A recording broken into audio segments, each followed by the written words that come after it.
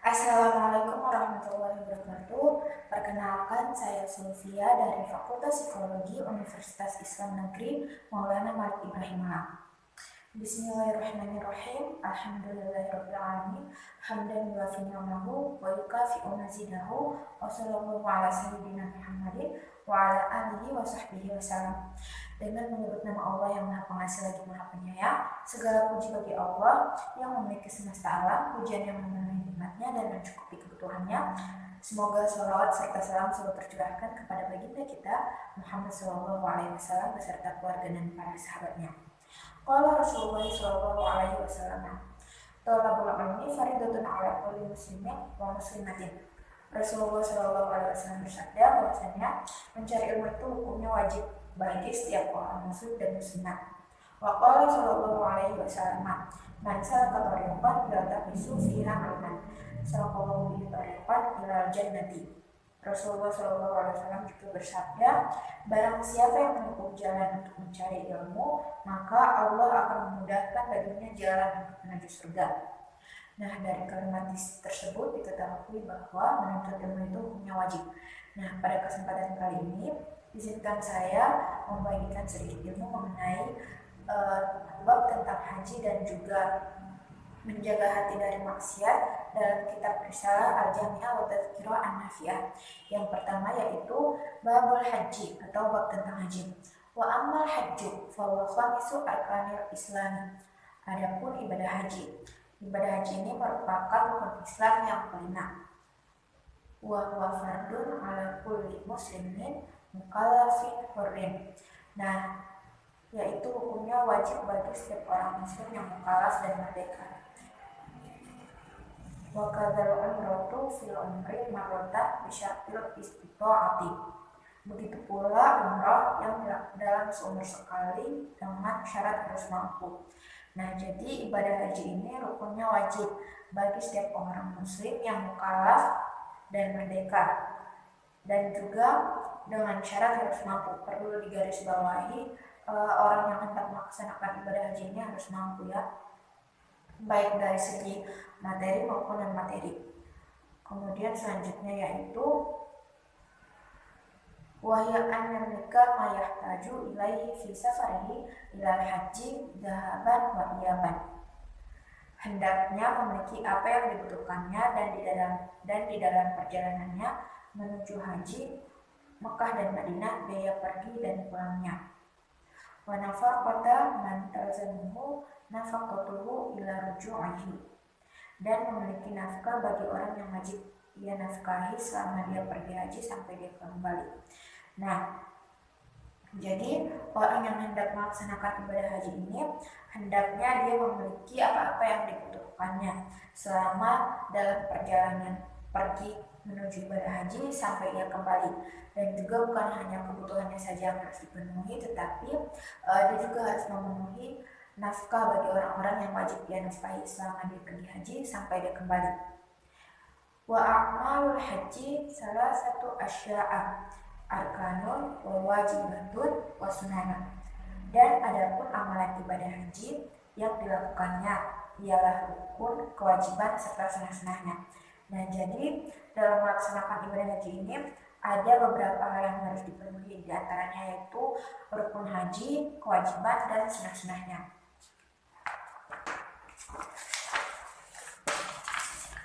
Selanjutnya kita akan membahas mengenai arkanul haji atau rukun-rukun dalam ibadah haji. Fal arkanul khamsatu. Adapun rukun haji itu ada 5. Apa saja? Al-ihramu. Yang pertama yaitu ihram. Al-ihramu wa niyatu ad-dukhuli fil haji awil umrati. Nah, ihram itu ialah niat masuk di dalam ibadah haji atau umrah. Wa yustahabu an yaqula ma'a dzalika nawaitul hajja awil umrata wa ahramtu billahi ta'ala. Dan ketika melakukan ihram itu disunahkan sambil mengucapkan nawaitul hajja aw umrata wa ahramtu billahi ta'ala.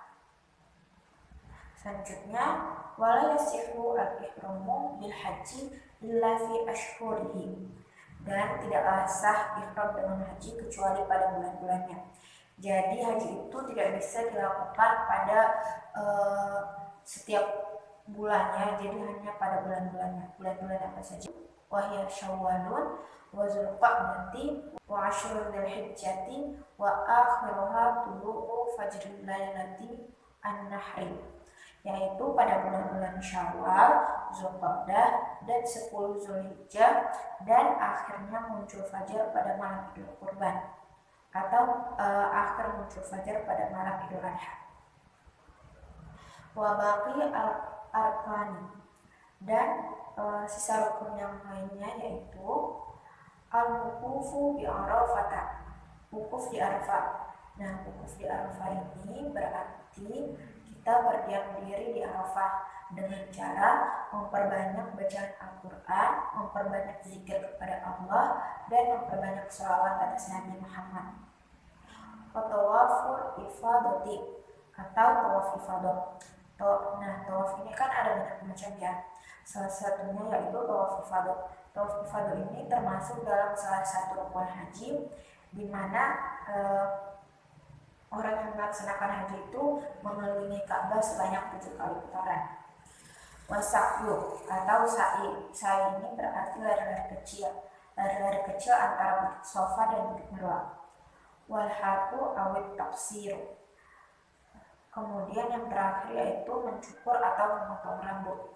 Nah, mencukur rambut ini diperuntukkan bagi laki-laki, dan memotong rambut ini diperuntukkan bagi perempuan. Kemudian perlu diingat dan digarisbawahi bahwa dari kelima rukun ini hendaklah dilaksanakan secara tertib, tidak boleh saling menyalahi ya. Yang selanjutnya yaitu pembahasan mengenai arkanul umrati, atau rukun-rukun dalam ibadah umrah. Arkanul umrati hiya arkanul haji illal wuqufa falaisa minha. Adapun rukun umrah yaitu sama seperti rukunnya ibadah haji, kecuali wukuf di padang Arafah bukan termasuknya. Maksudnya itu segala rukun-rukun yang termasuk dalam ibadah haji itu termasuk juga dalam rukun-rukun umrah, terkecuali wukuf di padang Arafah yang tidak termasuk dalam rukun umrah. Wa yajibu lil-tawafi satrul awrati wa taharatu minal hadatsaini wa minan najasati. Dan wajib ketika tawaf yaitu menutup aurat, suci dari 2 hadas serta najis. Maksudnya itu adapun ketika tawaf hendaklah kita menutup aurat, bersuci dari 2 hadas serta najis. Kemudian selanjutnya itu wa an yakuna sab'atu wafatin fil masjidi wal baitu an yasarihi wa huwa kharijun anhu. Dan harus 7 putaran di dalam masjid, dan Mekah berada di samping kirinya dan ia berada di luarnya. Nah, maksudnya itu ketika seorang itu melakukan tawaf, hendaklah dia memenuhi Ka'bah sebanyak 7 kali putaran di dalam masjid, dan Ka'bah itu hendaknya berada di sebelah kirinya dan ia berada di luarnya. Selanjutnya yaitu wa yajibu an yakuna as-sa'yu sab'an wa ba'da tawafin. Dan ada pun kewajiban ketika sa'i yaitu harus 7 setelah tawaf. Berarti di sini maksudnya itu kita melakukan sa'i itu sebanyak 7 kali dan dilakukan setelah tawaf. Tidak bisa melakukan sa'i kalau belum melakukan tawaf. Wa an yabda'a bis-safa'i wa yakhtima bil marwati. Harus mulai dari Sofa, Bukit Sofa, dan diakhiri di Marwah. Berarti ketika kita melakukan sa'i atau lari-lari kecil itu, hendaklah kita memulainya dari Bukit Sofa dan diakhiri di Bukit Marwah.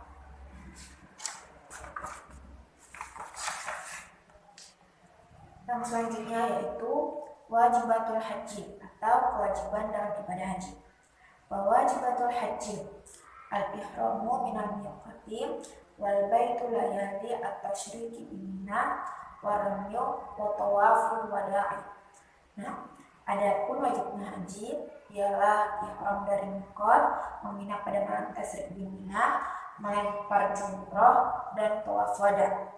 Nah, jadi kewajiban haji itu diantara lain itu ihram dan miqat, berarti kita itu berniat melaksanakan ibadah haji dari miqat, kemudian menginap pada malam tasyrik di Mina, melempar jumroh, dan tawaf wada. Nah, sesuai namanya tawaf wada. Wada itu kan berarti perpisahan. Berarti tawaf wada itu adalah tawaf perpisahan, di mana tawaf ini dilakukan oleh seseorang yang hendak kembali ke tanah airnya.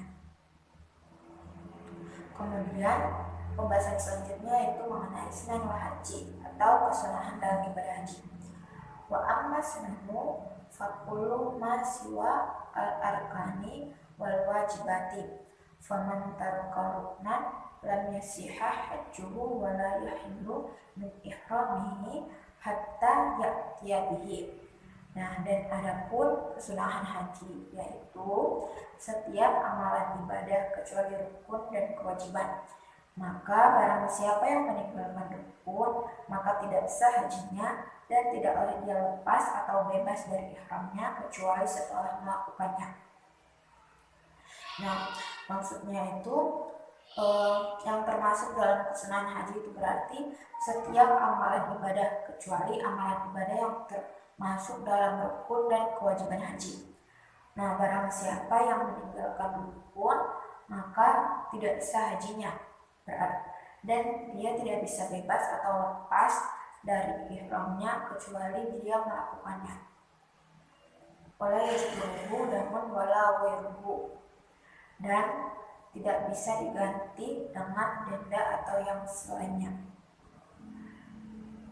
Salah satu minal arkani la tafutuhu madama hayyan wa hiya tawafu wa sa'yu wal halqu. Dan 3 dari rukun tersebut yang tidak akan pernah terlewat selama masih hidup, yaitu tawaf, sa'i, dan mencukur. Jadi ada 3 rukun yang tidak bisa diganti, yang tidak akan pernah terlewat selama masih hidup, yaitu berupa tawaf, sa'i, dan mencukur. Kemudian selanjutnya itu wa man taraka syai'an minal wajibati sahha hajjuhu wa lazimahu dam wa alaihi ismun illa ya'zar. Nah, siapa yang meninggalkan dari kewajibannya haji tetap sah dan wajib membayar denda, dan baginya dosa kalau tidak ada uzur. Kemudian jadi maksudnya yaitu barang siapa yang meninggalkan kewajiban haji, maka hajinya itu tetaplah sah. Akan tetapi dia wajib membayar denda atau dam, tetapi baginya dosa kalau tidak ada uzur. Selanjutnya yaitu wa man taraka syai'an minas sunani fala syai'a alaihi walakin tafutuhu al-fadilatu. Dan siapa yang meninggalkan dari kesunahannya tidak terkena apa-apa, tetapi terlewat keutamaan. Maksudnya yaitu mengenai kesunahan haji ini, apabila ada seseorang yang melewatkannya, maka itu tidaklah mengapa dan tidak terkena apa-apa.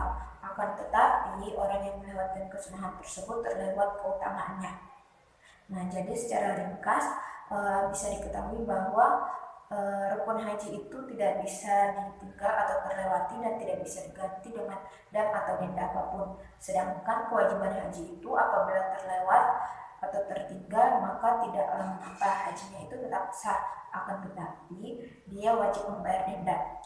Sedangkan mengenai kesunahan haji, apabila seseorang terlewat atau meninggalkan salah satu kesunahan haji, maka hal itu tidaklah mengapa dan dia tidak wajib membayar dam atau denda. Akan tetapi orang tersebut terlewat keutamaannya.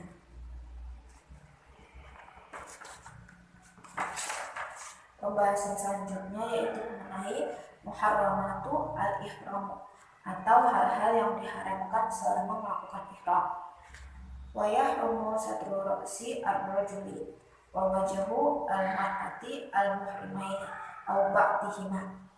Dan haram menutup kepala bagi laki-laki dan menutup wajah bagi perempuan ketika mereka berihram, menutup keseluruhan atau sebagiannya.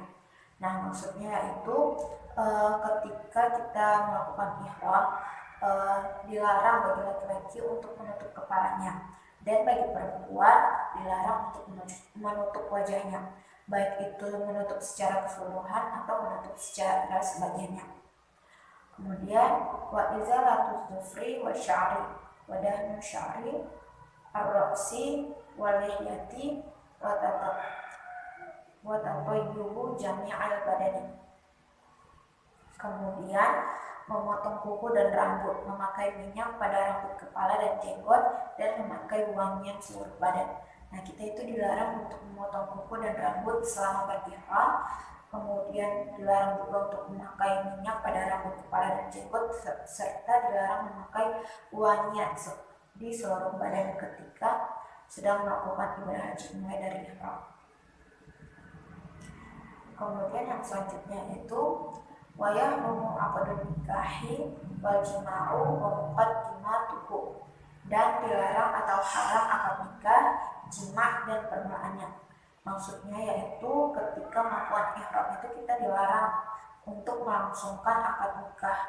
Kemudian dilarang juga untuk berjima' dan permulaannya.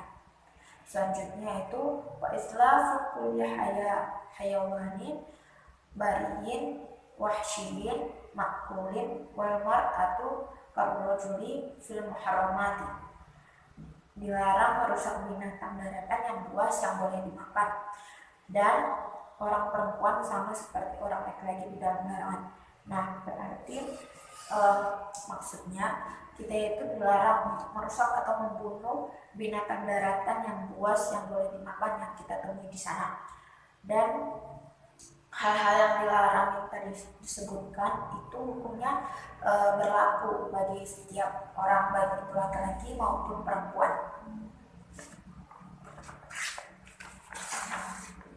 Selanjutnya yaitu pembahasan mengenai babu hifzu al-qalbi minal ma'asi, atau bab tentang menjaga hati dari maksiat. Wa hifzu al-qalbi minal ma'asi wajibun ala kulli muslimin. Adapun menjaga hati dari perbuatan maksiat itu hukumnya wajib bagi setiap orang muslim. Wa kadza hifzu al-aqda'i as-sab'ati fardu 'ainin ala kulli muslimin. Begitu pula menjaga anggota badan yang ada 7 itu hukumnya fardu 'ain bagi setiap orang muslim. Nah, jadi maksudnya yaitu setiap muslim diwajibkan berupa fardu ain dalam menjaga hatinya dari perbuatan maksiat, dan juga menjaga setiap anggota badannya ada 7 itu dari perbuatan maksiat. Fardu ain di sini memiliki makna yang berbeda dengan fardu kifayah. Kalau fardu kifayah itu apabila seseorang telah melakukan kewajiban tersebut, maka gugurlah kewajiban para muslim yang lain. Akan tetapi fardu ain ini berbeda. Sekalipun orang lain telah melakukannya, maka kewajiban itu tetap ada pada diri seorang muslim dan hendaklah dilakukan oleh setiap orang masing-masing. Selanjutnya yaitu famina ma'asi al-qalbi, contoh maksiat hati, diantaranya adalah asyakku fillah ta'ala, ragu-ragu di dalam Allah, berarti ragu-ragu terhadap Allah, seperti kurang percaya akan Allah atau kurang meyakini terhadap Allah. Kemudian selanjutnya wal amnu min makrillah, merasa aman dari ancaman Allah, seperti sudah diberikan larangan atau ancaman dari Allah dalam Al-Quran banyak sekali, tetapi individu itu tetap merasa bahwa dia itu akan baik-baik saja dan terhindar dari ancaman yang telah dijanjikan Allah dalam Al-Quran, seperti itu misalnya. Kemudian selanjutnya wal qunutu min rahmatillahi ta'ala, berputus asa dari kasih sayangnya. Nah, maksudnya itu seperti misalnya ketika seorang ditimpa musibah atau masalah, maka dia itu langsung merasa putus asa dan merasa bahwa sudah tidak ada harapan lagi mengenai masalah tersebut, tidak ada usaha untuk mencoba menyelesaikan masalahnya tersebut.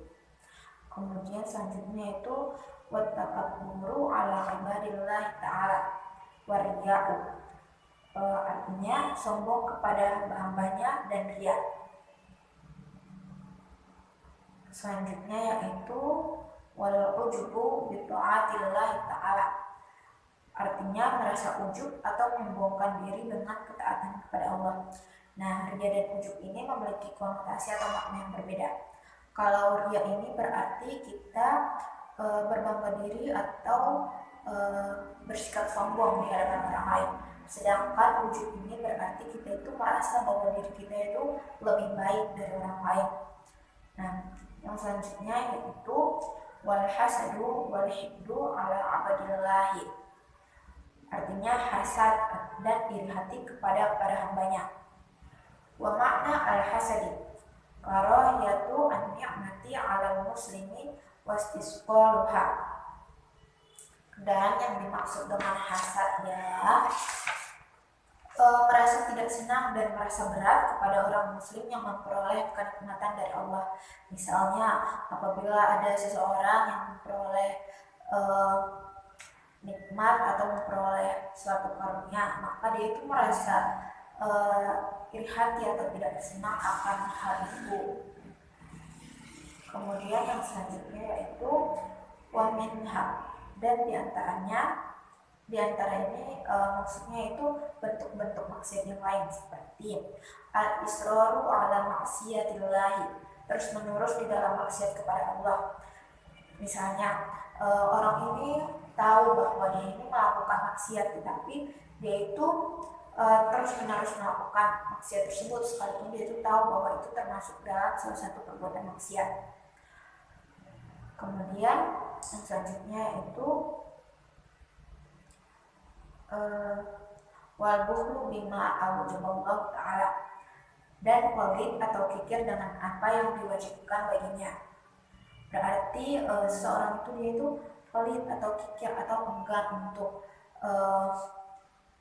misalnya seseorang itu enggan atau kikir untuk mengeluarkan uangnya mengenai hal-hal yang diwajibkan oleh Allah.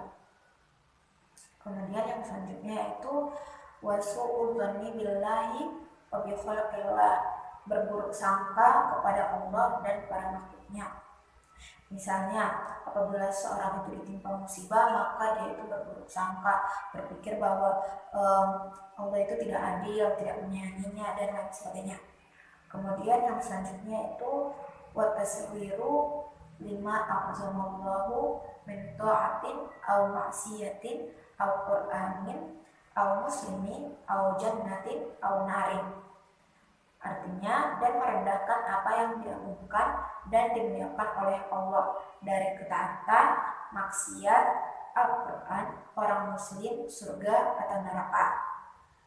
Kemudian selanjutnya wa kullu dzalika minal ma'asi wal khaba'iti al-muhlikati bal ba'du dzalika mimma yadkhulu fil kufri, dan semua dari itu adalah perbuatan maksiat dan keji yang membinasakan, dan ada sebagian dari perbuatan tersebut yang menjerumuskan di dalam kekafiran. Nah, jadi dari hal-hal yang disebutkan sebelumnya itu termasuk dalam perbuatan-perbuatan maksiat yang keji lagi membinasakan, dan ada pula beberapa sebagian dari perbuatan tersebut yang dapat menjerumuskan kita ke dalam kekafiran. Wal-'iyadzu billahi ta'ala min dzalika, dan kita berlindung kepada Allah dari hal tersebut.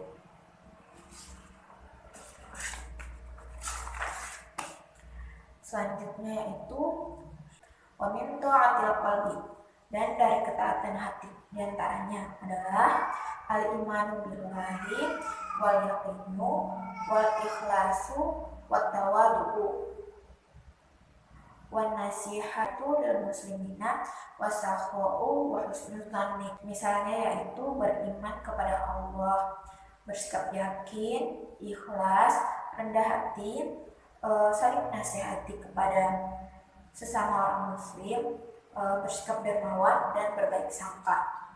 Kemudian ta'zimu sya'airillahi wa syukru ala ni'amillahi kal Islam wa ta'ati wa sa'irin ni'am.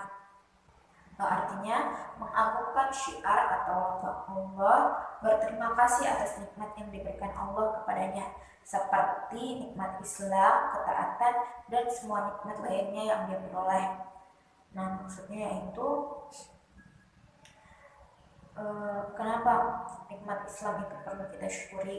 Misalnya ketika seorang itu dia lahir dalam keluarga yang beragama Islam, maka itu merupakan suatu nikmat dan karunia yang besar, karena dia bisa dengan mudah mempelajari tentang agama Islam karena telah dilahirkan dalam keluarga Islam, dan keluarganya juga pasti mengajarkan padanya mengenai nilai-nilai Islam.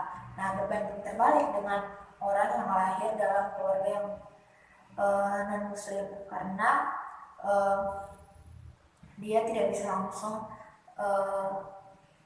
mengenal apa itu Islam, dan dia perlu mencari tahu sendiri mengenai agama Islam dan lain sebagainya. Kemudian yang selanjutnya itu wasabru 'alal bala'i mislu al-amradi wal mihani wa mauti al-ahibbati wa faqdi al-mali wa tasalluti an-nasi wasabru 'anil ma'asi. Artinya yaitu sabar atas bala seperti sakit, ujian, meninggalnya kekasih, hilangnya harta, penguasaan manusia, dan bersabar atas menjalankan ketaatan kepadanya, serta sabar di dalam menjauhi segala larangannya. Misalnya ketika seorang itu dia sakit, sakit parah ya, sakit yang mungkin sudah sangat berat, nah hendaknya dia itu bersabar ketika menerima hal tersebut, dan juga ketika orang terdekatnya meninggal, hendaknya dia bersabar. Contoh lain lagi, misalnya ketika seorang itu mengalami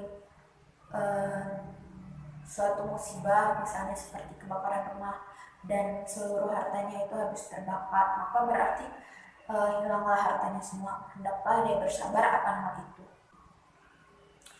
Selanjutnya, wasiqatu berzeki minallah wa bu'dud dunya wa adawatun nafsi wa syaitani wa mahabbatullahi wa rasulihi wa sahabatihi wa ahli baitihi wa tabi'ina wa salihina wa ridha 'anillahi wa tawakkulu 'alaihi wa ghairu dzalika minal wajibati al-qalbiyatil munjiyati. Artinya, dan berpegang teguh dengan rezeki bahwasanya dari Allah, dan menjauhi dunia, memusuhi hawa nafsu dan setan, dan cinta kepada Rasulullah, para sahabat, keluarganya atau ahlul bait, para pengikutnya, dan orang-orang soleh, serta ridho atau rela apa yang diberikan kepadanya dan pasrah kepadanya, dan lain-lainnya yang termasuk dari keharusan hati yang menyelamatkan. Nah, maksudnya yaitu hendaklah kita itu berpegang teguh dengan yakin bahwa rezeki itu datangnya dari Allah, dan menjauhi dunia. Menjauhi dunia ini maksudnya yaitu hendaklah kita meninggalkan hal-hal yang bersifat duniawi yang dapat menjauhkan kita dari Allah. Kemudian memusuhi hawa nafsu dan setan, berarti janganlah kita selalu mengikuti kehendak hawa nafsu kita, dan cinta kepada Rasulullah itu sudah pasti. Kemudian selanjutnya itu cinta juga pada para sahabat beserta keluarganya, para pengikutnya, dan orang-orang soleh, serta ridho atau rela atas apa yang diberikan kepadanya dan pasrah kepadanya. Maksudnya itu berarti kita itu ridho dan rela atas apa-apa yang diberikan oleh Allah kepada kita dan pasrah kepadanya. Misalnya seseorang yang dia menderita buta sejak lahir, maka hendaklah dia itu bersikap qanaah atau berlapang dada atas keadaannya dan berserah diri kepada Allah dan lain-lainnya yang termasuk dari keharusan hati yang mengamankan. Yang selanjutnya yaitu babu ma'asi al-jawarihi atau bab maksiat anggota badan. Wa amma ma'asi al-jawarihi, dan adapun maksiat anggota badan, di antaranya ialah yang pertama yaitu ma'asil batani atau maksiat perut. Pema'asil batani mislu aklir riba wa syurbi kulli muskirin wa akli mali al-yatim wa kulli ma haramallahu alaihi minal makulati wal mashrubati. Artinya, adapun maksiat perut itu seperti memakan harta riba, minum setiap perkara yang memabukkan, memakan harta anak yatim, dan setiap perkara yang Allah mengharamkannya dari makanan dan minuman. Wa qad la'anallahu rasuluhu akilar riba wa kulla man a'ana ala aklihi wa la'na syariba al-khamri wa kulla man a'ana ala syurbiha hatta al-ba'i alaha.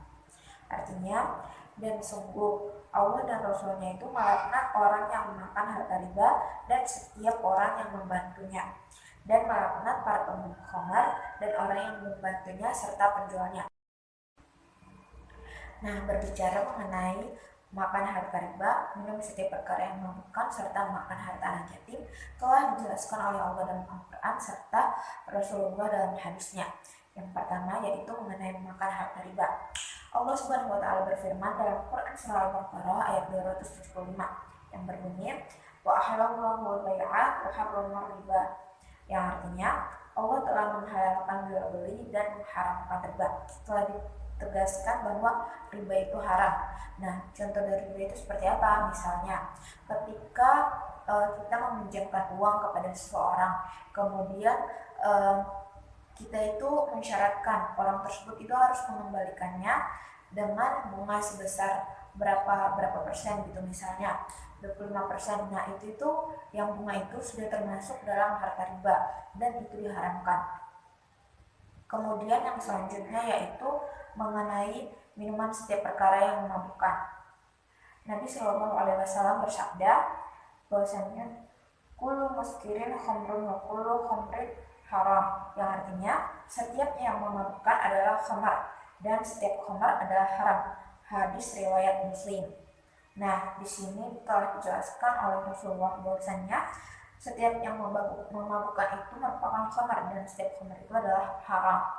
Kemudian lanjut ke yang ketiga yaitu mengenai makan harta anak yatim. Telah dijelaskan oleh Allah Subhanahu wa Ta'ala dalam Quran surah An-Nisa ayat 10 yang berbunyi innal ladzina ya'kuluna amwalal yatama zulman innama ya'kuluna fi butunihim nar wa sayaslawna sa'ira, yang artinya sesungguhnya orang-orang yang memakan harta anak yatim secara zalim sebenarnya mereka itu menelan api dalam perutnya dan mereka akan masuk ke dalam api yang menyala-nyala.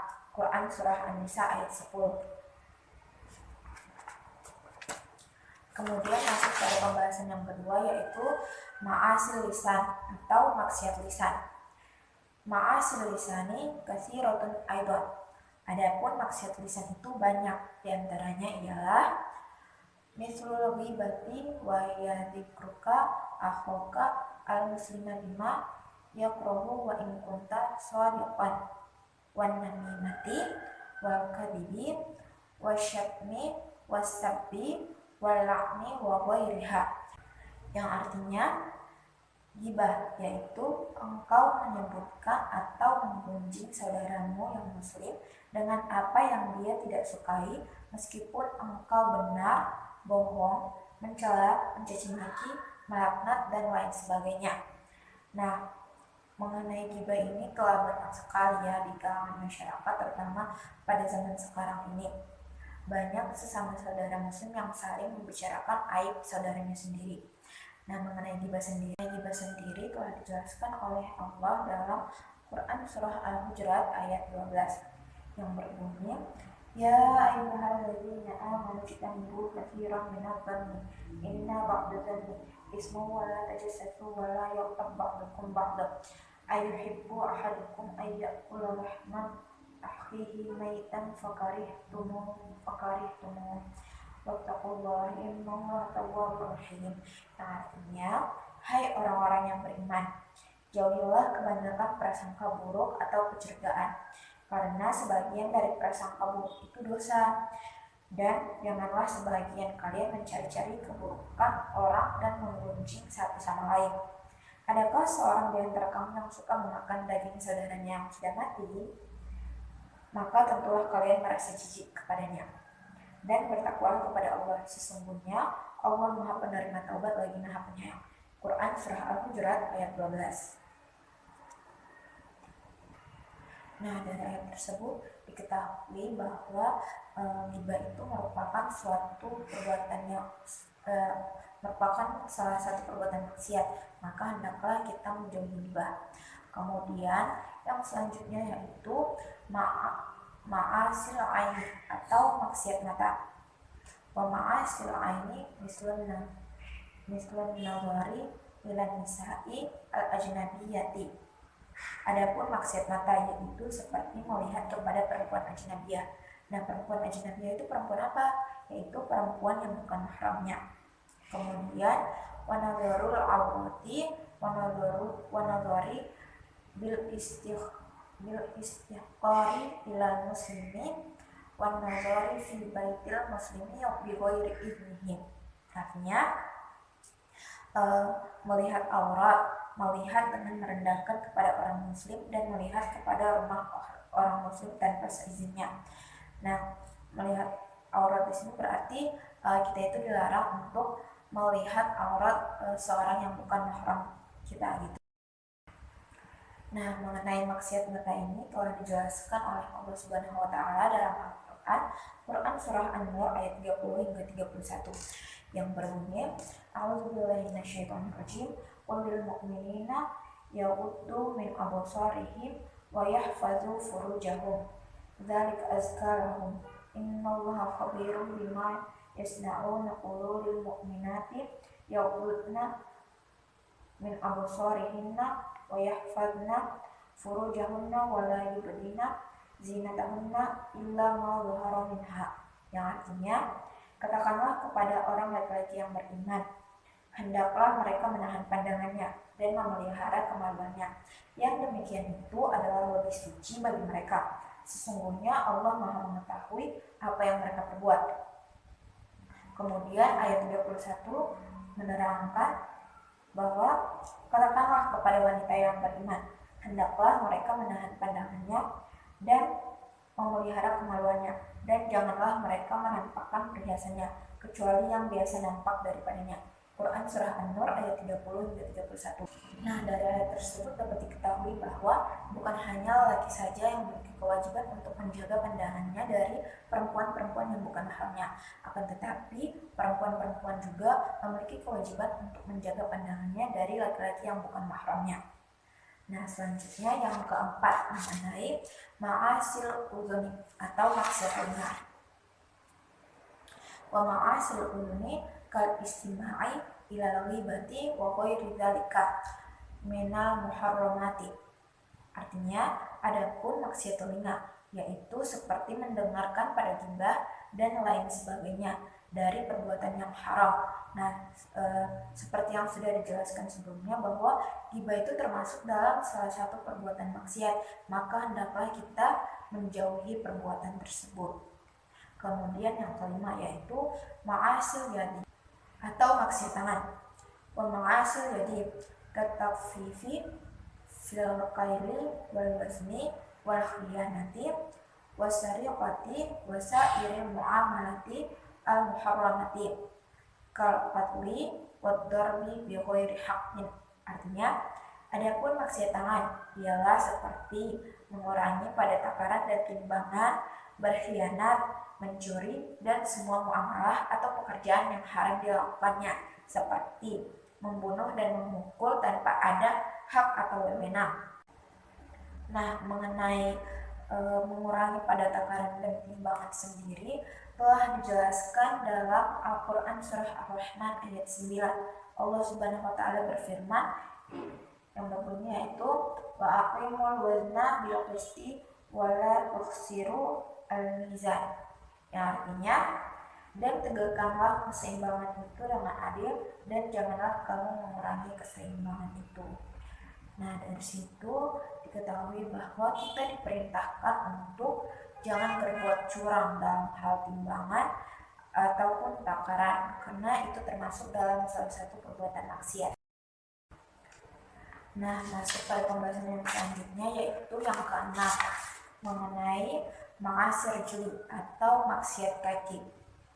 Wa ma'asir jeli al-masyu fi si'ayatin bi muslimin aw qadlihin aw ma yadurruhu bi ghairi haqqin wa ghairi dzalika min kulli ma haruma al-masyu ilaihi, yang artinya adapun maksiat kaki yaitu seperti berjalan untuk menakuti orang muslim atau ingin membunuhnya atau perbuatan yang membahayakannya tanpa ada wewenang, dan selain itu yang haram berjalan menujunya.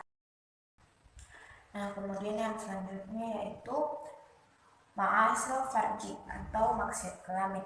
Wa ma'asil farji kazina wal wati wal istinai bil yadi wa ghairiha min ma'asil farji. Artinya adapun maksiat kelamin yaitu seperti zina, liwat, istimna, dan lain sebagainya dari maksiat farji.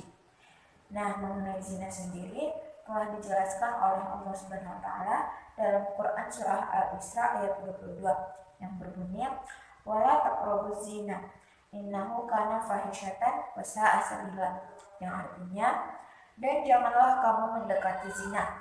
Zina itu sungguh suatu perbuatan yang keji dan suatu jalan yang buruk.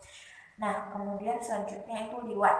Apa itu liwat? Liwat dalam KBBI atau Kamus Besar Bahasa Indonesia berarti persetubuhan sesama jenis.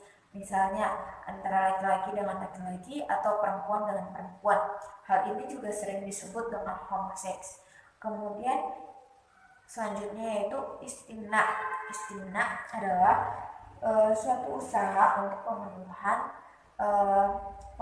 dan pemuasan seksual dengan merangsang alat-alat kelamin sendiri dengan tangan atau alat lainnya. Masuk pada pembahasan selanjutnya yang ke-8 yaitu ma'asil badani atau maksiat badan. Wal ma'asiyatu bi kulli badani kal uquqi lil walidaini wal firari minazahfi wa huwa minal kaba'iri wa ghairima dzikra minal muharramati mislu qati'atir rahimi wa zulmin nasi.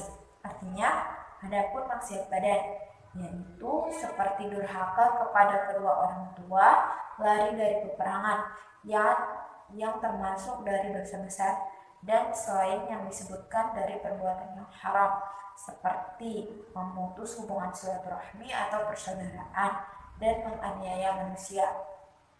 Nah, mengenai durhaka kepada kedua orang tua telah dijelaskan oleh Allah Subhanahu wa Ta'ala dalam Quran surah Al-Isra ayat 23 yang berbunyi fala taqul lahuma uffin wala tanharhuma, yang artinya dan janganlah kamu mengatakan kepada keduanya perkataan dan janganlah engkau membentak mereka. Nah, dari situ diketahui bahwa mengatakan perkataan saja itu sudah dilarang, apalagi berbuat kasar sampai durhaka kepada kedua orang tua. Sekian pemaparan dari saya. Wallahul muwaffiq wal mu'inu lima yuhibbu wa yarda. Wa sallallahu ala sayyidina Muhammadin wa alihi wa sahbihi wa sallam. Sebelum kita akhir video ini, marilah sama-sama kita membaca doa qunut. Allahumma hdina fiman hadaita wa afina fiman afaita wa tawallana fiman tawallaita wa barik lana fima a'taita wa qina syarra ma qadaita fa innaka taqdi wa la yuqda 'alaika wa innahu la yadhillu man walaita wa la ya'izzu man 'adaita tabaraka rabbana wa ta'alaita falakal hamdu 'ala ma qadaita wa lakal syukru 'ala ma an'amta bihi wa awlaita walaka syukru ala ma an'amta bihi wa awlaita nastaghfiruka wa natubu ilaika wa sallallahu ala khairi khalqihi Muhammadin wa alihi wa ashabihi wa sallam. Sekian video dari saya, kurang dan lebihnya mohon dimaafkan. Wassalamualaikum warahmatullahi wabarakatuh.